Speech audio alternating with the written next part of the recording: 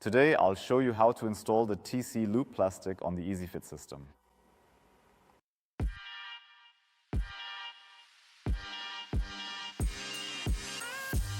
To be able to install the TECEloop plastic, the first things we need are the mounting frame and the supplied screws. We insert these into the corresponding holes. We simply push the screws through the EasyFit mounting until the mounting plate is flush. Then tighten the screws.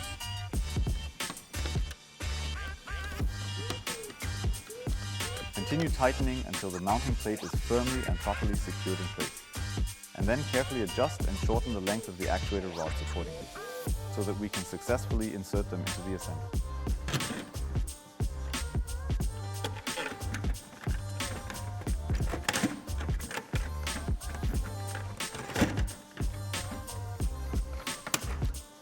Finally, we simply place the actuator plate on top.